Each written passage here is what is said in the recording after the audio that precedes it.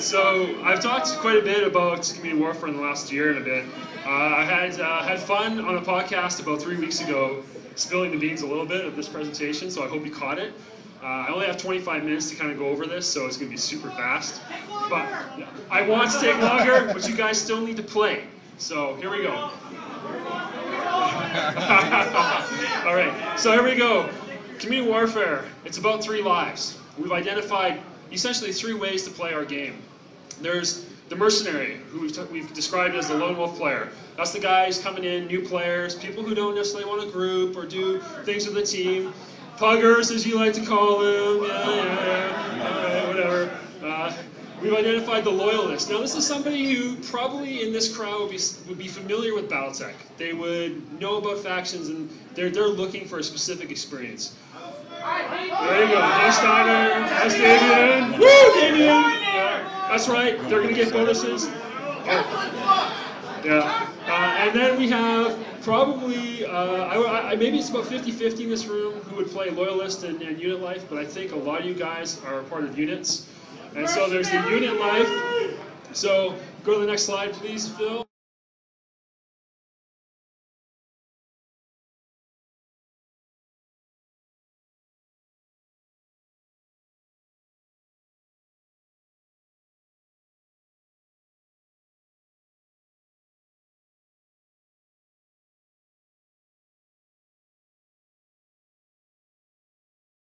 You all do right now when you're not grouped and playing the game in a public way, all right? So that part doesn't change. They work for themselves. They're not necessarily team players, but maybe once in a while they want to be. New players start here because a lot of new players now don't really know much about this game. So it's really important that they kind of experience the core mechanics first before they jump in and align themselves with a faction or even join the Mechwarrior. Let's go to the next slide. What? Closer to my mouth? All right, here we go. Loyalists, there we go. All right, I have to talk really loud now. What was that? Uh-oh. All right, so Loyalists, they pledge. It's all about picking a faction and working for the global good. So this is the player that's going to join a house. He's going to be part of that house, and they're going to work together. Thousands of players, tens of thousands of players are going to work together to gain bonuses like that. House Gurita, that's right. There you go. You will be employed by the faction, which means you will have a rank associated with that faction. Your prestige will come through earning loyalty points for that faction. So I'm going to talk a bit about loyalty points later, but that's really going to be the gatekeeper that you're going to use to advance within that faction. All right, next slide, please, Phil. So we'll talk a player who's joined a mercenary unit. He's essentially, effectively, a mercenary player as well. However, they've chosen to band together with other like-minded, crazy people who love to play this game. What was that? Oh, that was something funny. All right, who's crazy here? Who's got an awesome unit? I'm crazy. That's the entire room. All right. So, as you can see on the slide, these are a group of players who have a common goal. They've banded together. They're a band of brothers, if you will. That's right. You are employed by the Mechwarrior, so you inherit the Mechwarrior's pledges and who they're fighting for and their status. So you are still independent, and you're still a lone wolf, but you will inherit the status of your Merc unit. Prestige comes through contracts. I'm going to talk a little bit about contracts. So it's all based around loyalty points, but how a mercenary unit and a mercenary player earn loyalty points is through contracts. All right, skip to the next slide, Phil. It's drifting lower and lower. What was that? Talk. All right, so let's talk a bit about contracts. You know, we talked about this about 2 years ago that we wanted to have a contract system, and it instills fear in our engineering team. Excellent.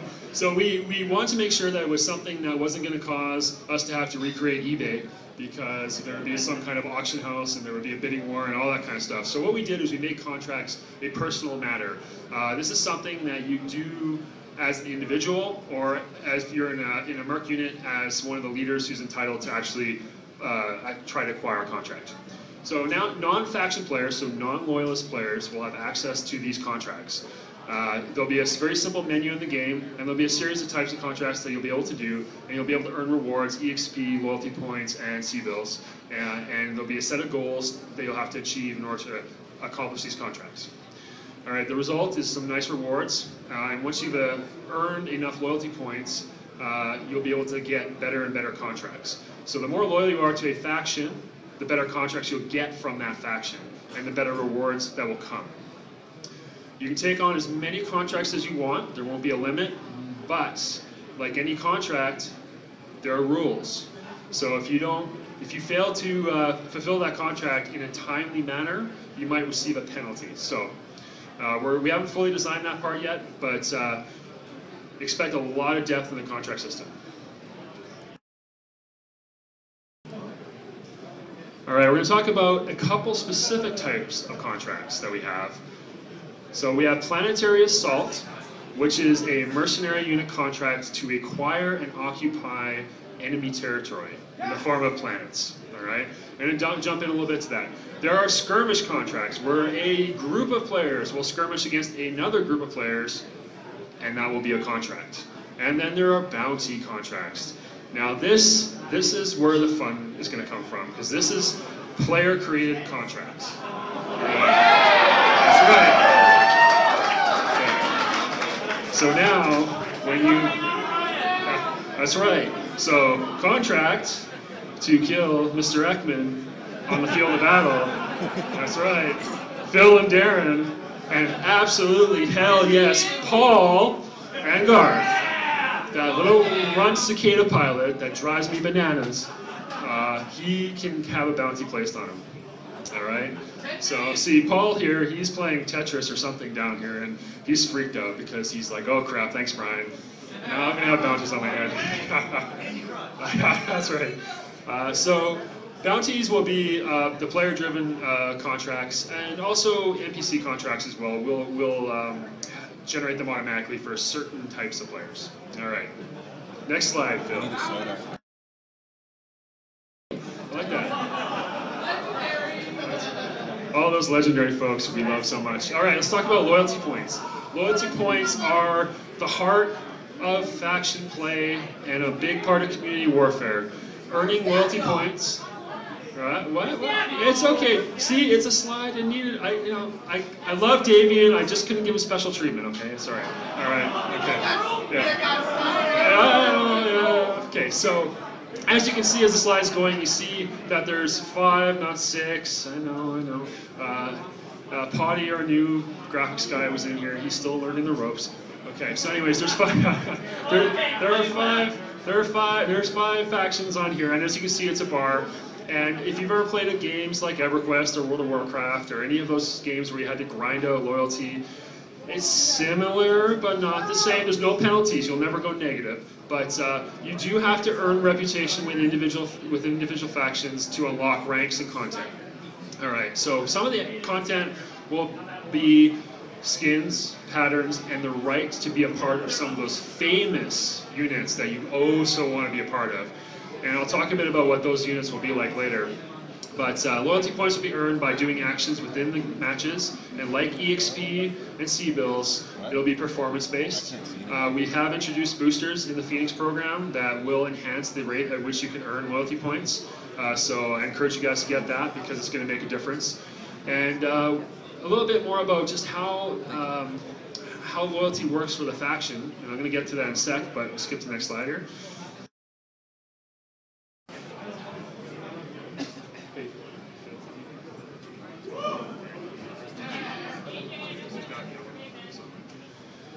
So faction unit structure. So this is going to be your think of any famous unit that exists within the lore.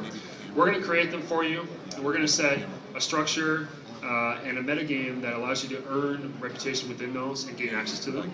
Membership in these factions, like it says up there, is earned by getting certain loyalty points and doing certain achievements. So we have another system that sits parallel that overarches with, like similar to Community Warfare, overarches the entire game. And this is the achievement system.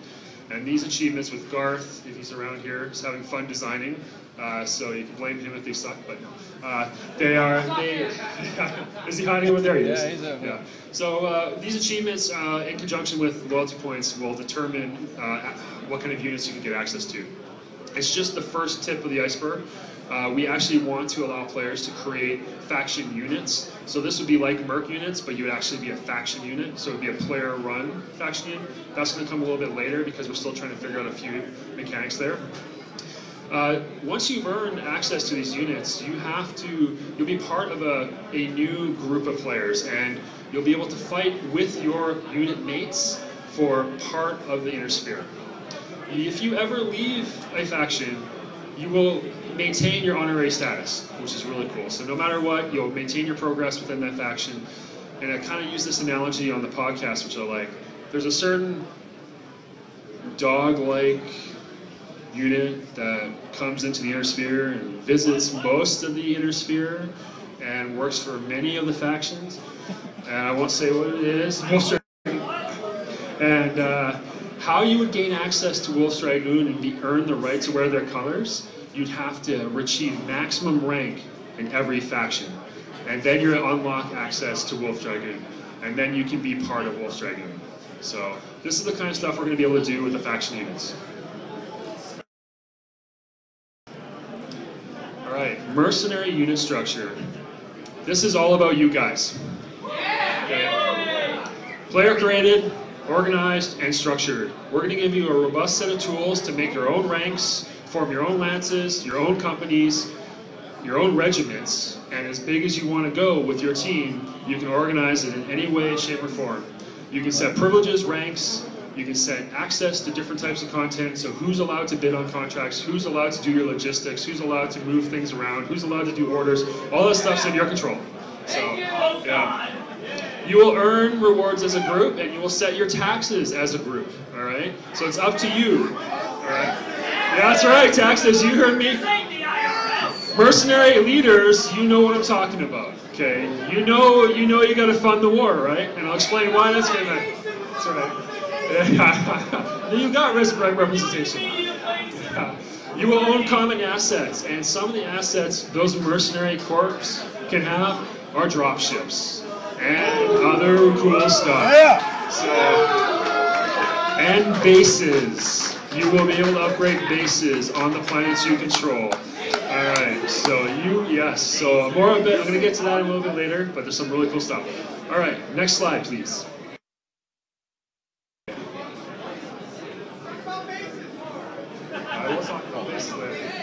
Alright, faction unit combat will replace what you experience right now in the PUG matches. So every single match that is played in Mechwarrior Online will have a purpose. So you, again, part of the fight here may not be correct, but you will go up against each other. It'll officially always be two factions fighting against each other, and lone wolves and mercenary players will fill in the ranks depending on if they're pledged or not. And so, as you can see, this will replace what you experience right now. So every match will have a meaning, and it will affect the outcome of the inner sphere. Next slide. Every match, unless it's a private match, which I won't talk about today. But I didn't say private matches. What was that? Private matches? No. Private match, go. That's right. Phil.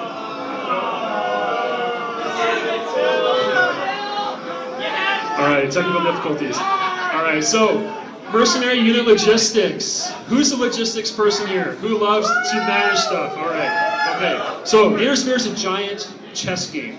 You have stuff, drop ships. You have players. You have units. These units need to be moved around. They have to go from A to B, and that takes time. You are going to get in your drop ship, and then you're going to get on a jump ship, and it's going to take you a number of days to get to the planet you want to attack. Once you're there, you have to garrison that planet. If you don't, it flips back to neutral status, and you will lose the bonuses that it gives you. So now, for all those people who want to do logistics and want to manage their units and have a strategy as to where they are in the universe, you will be able to do that.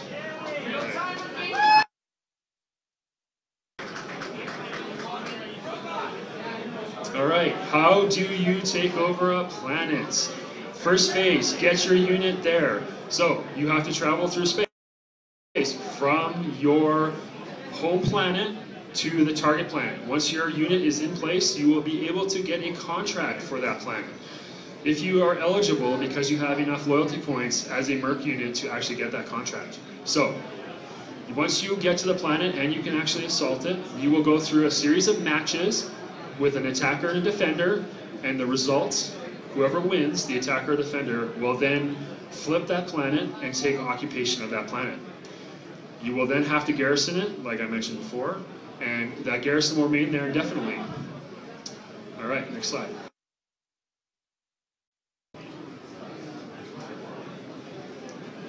Faction warfare.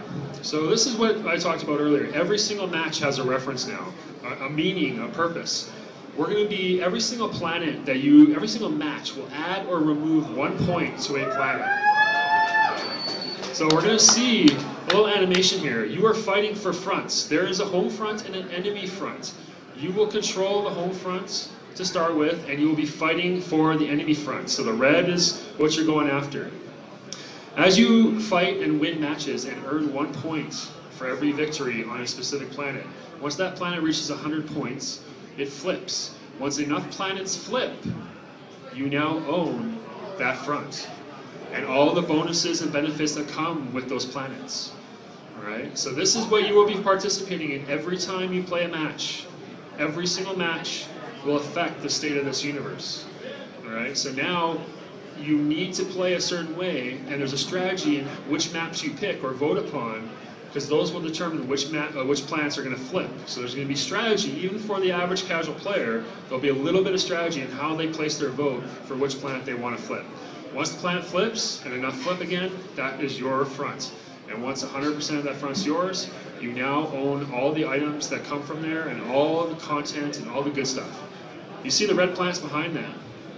Faction players and merc players have to play nice.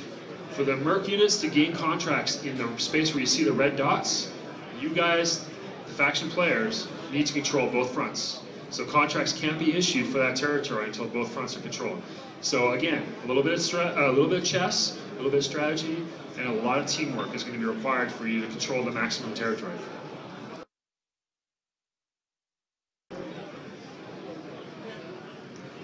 So, as you can see, this is what you're fighting for. The inner sphere. 3,000 plus planets, of which we will make as many as possible available to you to fight for. We'll start small and we'll get it right, and then we'll let you get more and more stuff. So what's at stake here? Stuff? Yeah, the stuff that's at stake here is coming up in another slide. But it's all about economics at the end of the day. It's about prices, it's about black market goods, it's about access to items and mechs and different types of equipment. If you lose a planet that your mech is built on, you're in hot water, because now that mech is no longer produced for you and you have to buy it off the black market. So, yes, that's right. So prices will fluctuate, and I'm skipping ahead a little bit. There's going to be global bonuses, which I touched on. So as a faction player, it's really important for you to own as much territory as possible, because you will get a benefit. So it's important to play well together, and you get access to the cheapest prices if you own the most amount of territory. And I mean, of course, there's always bragging rights. I mean, who's the best faction? Davian. That's right. Well, Merrick, maybe. I think Davian's pretty good. It's either Davian or Curator, right? No? Curator? No? Yeah, there we go. Okay, next slide. Alright, so let's talk about economics. Alright, so here's a little bit about economics. And Paul's quaking in his boots. and about 4 engineers back home are about to pass out. So pricing will vary based on faction relationships. So if you're in Davian and you like your Victor, you're in luck. All right. If you happen to be in Kurita, I'm sorry. Yeah, you're probably not going to get access to that unit, that mech very easily. So you're going to have to buy it for a little bit more of a premium. Black market prices. There will be common mechs. Yeah. We're going to play on the lore. We're going to use the lore to our advantage here, but that will be the starting point. And then it's going to be up to you guys to figure out what you care about and what you're going to go after. So if you're going to go after certain types of mech factories or certain type of item factories, that's how you're going to get the prices lower. There's special items too, which I'm not going to talk about today, but I'm going to tease the hell out of you. That's not very nice. Oh, but you know me, I'm not a very nice person, right? Okay. But there is going to be special content associated with owning these planets. We're still deciding what that's going to be, and in fact, it's more about you guys, so we're going to interact with you after this presentation for the next several weeks. Paul's laughing, so we're going to be interacting with the community to decide exactly what's meaningful to you. All right. Next plan. All right, so let's talk a little bit about delivery. 3 phases of how community warfare is going to be delivered. You have association. This is the concept of being a part of something or not. So this is the very first slide I talked about, the different lives. We will be delivering the first phase of community warfare to you that will allow you to join and create Merc Corps, be a mercenary, have a level, which is a new meta game, so you can actually be able to level up to level 60 and gain access to advanced content through that leveling system. You'll also, it's 60 for now until Paul says something else, but and be able to work together as a unit. So this is where you guys can actually band together, you can communicate together, you can play together, and you're represented as a unit. Alright, so that's the first phase. Second phase, front warfare. Frontal warfare is the faction play. That's the pub play aspect of our game. That'll come in next, where we allow every single match to affect the universe. This includes the lobby, which will have your drop ship that you come to every match with and allow you to have up to 4 mechs to select from. It'll also allow you to vote on the map, and it'll also allow you to pre-configure your lances if you're a commander and organize. So this is the pre-lobby that will happen in the front end. Phase 3 is the big battles, the planetary assaults. This is where the Merc units are going to go after the content. This is where you're going to go capture those planets. So that's the last phase. It's going to take us about 6 months to roll these out. Okay, and they're going to be happening as soon as UI 2.0 is delivered. You'll get the first phase really close after that. So, with that in mind, I thought I'd tease a little bit of what's coming in the next 4 weeks. And I'm going to get Phil to show you something cool. Where's my marauder? And what we're looking at here is UI 2.0.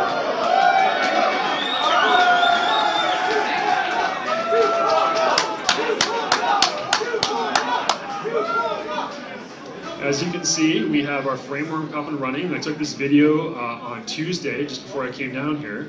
I'm just demonstrating some of the new UI functionality in terms of sorting and looking at your mechs and the different list views that we have and how details are there.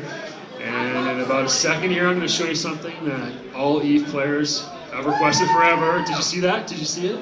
Did you miss it? Rotate in any view. Yay! So I'm just going through a few things here, showing the different mechs and the different loadouts. So you'll be able to sort. Do the pause?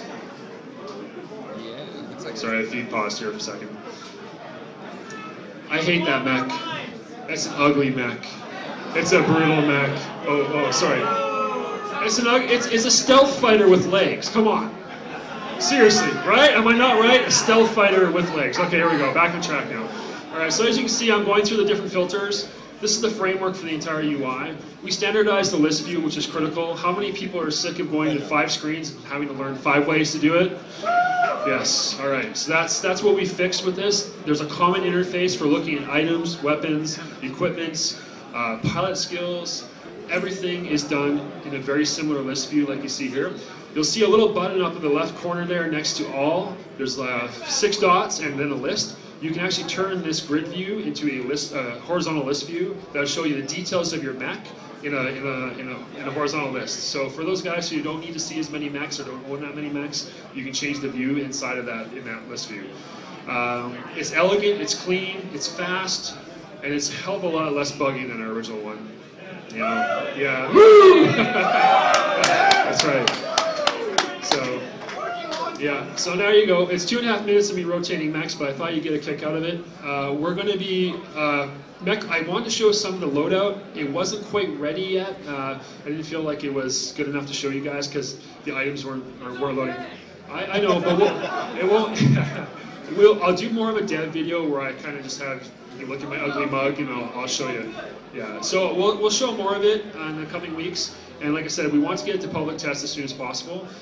So once we can actually customize your mech, which we're really close to having, we'll probably start doing some PTRs. So you can rename mechs. That's right.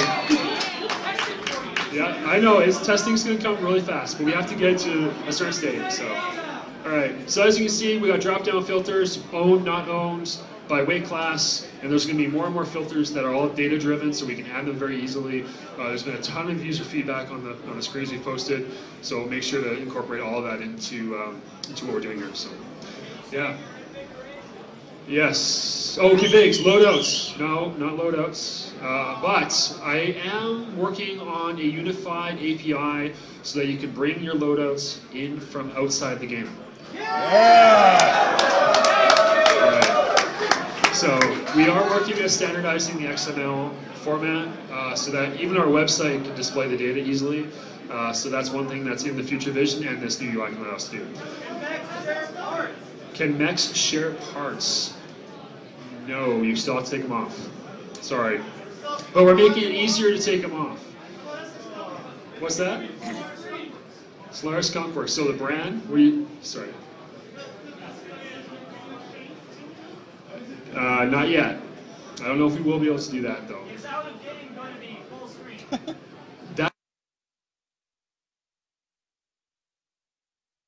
Of your desktop. And it scales dynamically. It's full screen. It's small screen. It's big screen. It's widescreen. It's whatever you want. I have it on triple monitors and it stretches beautifully. So, you know. What's that? Bring back in that. Okay, so that concludes my speech today. So you got a little bit of glimpse. Oh, come on. I can't stay up here all night. We have to stay on schedule, so I really appreciate you coming out, and I just want to give everybody here a big hand. You guys did awesome. Let's hear it for Bryan and Wes. Thank you so much from everybody at PGI for being our players and being our community. We love you. Yeah.